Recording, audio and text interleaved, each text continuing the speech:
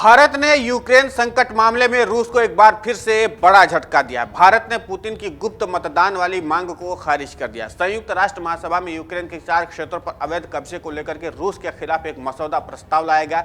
इस प्रस्ताव में रूस की निंदा करने के लिए खुले मतदान की मांग की गई, लेकिन पुतिन चाहते थे कि इस पर गुप्त मतदान हो। अब पुतिन की इस डिमांड के खिलाफ भारत ने यूएन में वोट डाल दिया है। भारत सहित संयुक्त राष्ट्र के 107 सदस्य देशों द्वारा रिकॉर्ड किए गए वोट के पक्ष में मतदान करने के बाद गुप्त मतदान के लिए मॉस्को की मांग को खारिज कर दिया गया है। केवल 13 देशों ने गुप्त मतदान के लिए रूस के आह्वान के पक्ष में मतदान किया, जबकि 39 ने वोटिंग में भाग ही नहीं लिया है। रूस और चीन उन देशों में शामिल थे जिन्होंने वोट ही नहीं दिया। महासभा ने भारत सहित 104 देशों द्वारा इस तरह के पुनर्विचार के खिलाफ मतदान करने के बाद प्रस्ताव पर पुनर्विचार नहीं करने का फैसला किया, जबकि 16 ने पक्ष में मतदान किया और 34 ने भाग नहीं लिया है। रूस के स्थायी प्रतिनिधि वसीली नेमेंजिया ने कहा कि संयुक्त राष्ट्र की सदस्यता एक अपमानजनक धोखाधड़ी का गवाह बन गई है, जिसमें दुर्भाग्य से महासभा के अध्यक्ष ने महत्वपूर्ण भूमिका निभाई है।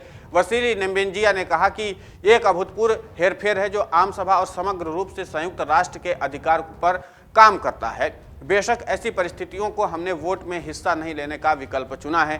पिछले महीने संयुक्त राष्ट्र सुरक्षा परिषद में अल्बानिया की ओर से पेश किए गए मसौदा प्रस्ताव पर भारत मतदान से दूर रहा था। वहीं रूस ने संयुक्त राष्ट्र सुरक्षा परिषद के प्रस्ताव को वीटो कर दिया था, जो कि मॉस्को के अवैध जनमत संग्रह की निंदा करने के लिए अमेरिका और अल्बानिया द्वारा पेश किया गया था। उधर रूस और यूक्रेन के बीच तेज होते युद्ध के बीच यूक्रेन के राष्ट्रपति वोलोदिमीर जेलेंस्की ने सोमवार को अमेरिकी राष्ट्रपति जो बाइडेन के साथ फोन पर बात की।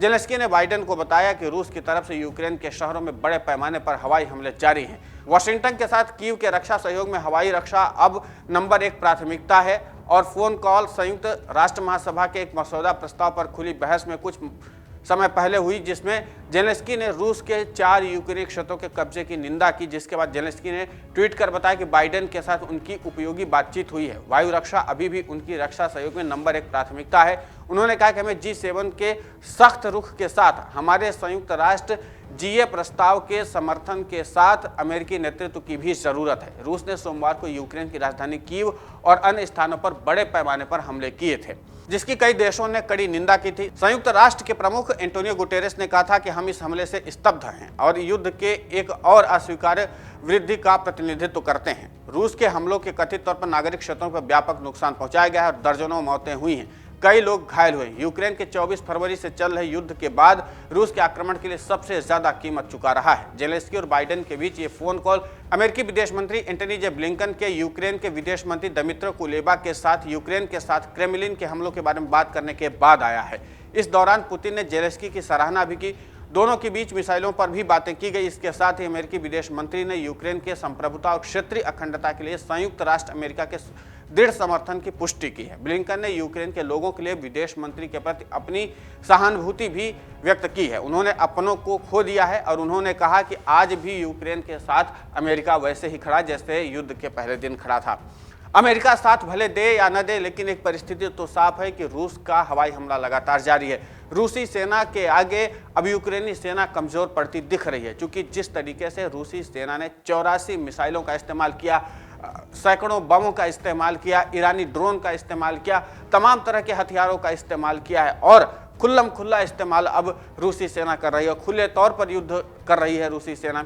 और अमेरिकी राष्ट्रपति की तरफ से जो सहानुभूति जताई है, सिर्फ युद्ध का मैदान है, यहाँ पर सहानुभूति से काम नहीं चलने वाला। यूक्रेनी राष्ट्रपति वोलोदिमीर जेलेंस्की जिस उम्मीद के साथ अमेरिकी राष्ट्रपति जो बाइडेन से बातचीत करना चाहते हैं, उनसे इस मामले का समाधान चाहते हैं, उसके लिए कई प्रयास होने भी जरूरी हैं। और जिस तरीके से हवाई हमले किए जा रहे हैं, तो उसमें फिर थल सेना के जरिए इस मामले को नहीं सुलझाया जा सकता। लिहाजा अब यूक्रेन के पास ज़्यादा हवाई यंत्र नहीं है कि जिसके जरिए वो हवाई हमला कर सके या हवाई हमले का जवाब दे सके या हवाई संयंत्रों को नष्ट कर सके। ऐसे में यूक्रेन के लिए अब सबसे ज़्यादा ये ज़रूरी है कि उसके पास एयर डिफेंस सिस्टम होना ज़रूरी है। और अभी के हमले में अगर ताज़ा जानकारी के हिसाब से माने तो रूस ने न सिर्फ टारगेट सेट करके हमला किया, न सिर्फ रहवासी इलाकों को ही टारगेट किया है, न सिर्फ लोकप्रिय स्थानों को टारगेट किया, बल्कि रूस ने यूक्रेन के सैन्य हथियार जहां रखे गए थे वहां पर भी हमला किया था। ऐसे में उसके सैन्य हथियार जो है वो भी तबाह हुए हैं। तो यूक्रेन के लिए डबल चुनौती है कि एक तरफ उसके लोग मारे जा रहे हैं और दूसरी तरफ उसके हथियार भी खत्म हो रहे हैं। अब इस पूरे घटनाक्रम पर अगर आप विस्तार से नजर डालें तो इस समय यूक्रेन बैकफुट पर आ गया है। विश्व स्तर के नेता सिर्फ निंदा कर रहे हैं, लेकिन यूक्रेन को भी फिलहाल जरूरत हथियार की है। अब हथियार अमेरिका की तरफ से मिल पाएंगे क्या, या बाकी के पश्चिमी देश यूक्रेन की मदद कर भी पाएंगे या नहीं। लेकिन जिस तरीके से भारत ने रूस को सख्त रुख दिखा दिया है, उसके भी मायने कई निकाले जा रहे हैं कि क्या अब आगे चल करके भारत जो है वो एक निष्पक्षता को दिखाने के रूस के खिलाफ भी जा सकता है। ये तमाम सवाल अभी भी हैं। इन तमाम सवालों का जवाब अभी आने वाला वक्त ही बता पाएगा। फिलहाल इस पूरे घटनाक्रम पर आपकी प्रतिक्रिया क्या है, हमें कमेंट करके जरूर बताएं। डाउनलोड करें अमर उजाला ऐप और पाएं खबरें लगातार। अगर आप ये वीडियो YouTube पर देख रहे हैं तो हमारे चैनल को सब्सक्राइब करें और बेल आइकन को दबाना ना भूलें। अगर आप Facebook पर ये वीडियो देख रहे हैं तो हमारे पेज को लाइक करें।